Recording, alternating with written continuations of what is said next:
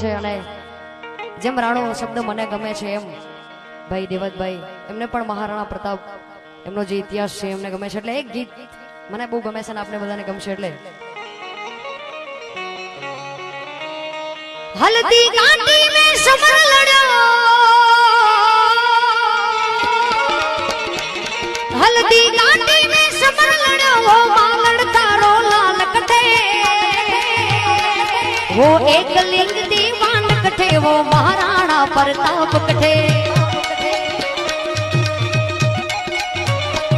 वो चेतक रो यशवान कठे वो महाराणा प्रताप कठे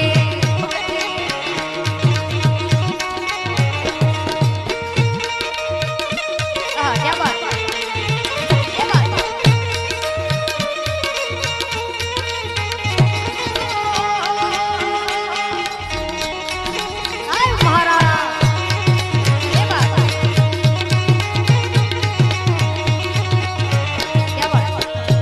માટે કેમ કે આપ રાજસ્થાની ભાષા બહુ સારી રીતે સમજી શકો છો એટલા માટે આ ગીત મેં ગાયું છે મૂળા મારવાડનું છે કેમ કે મહારાણા પ્રતાપ પણ ત્યાં હતા એટલે मैं बाचो रे इतिहास में मायड़ थे ये सापूत जन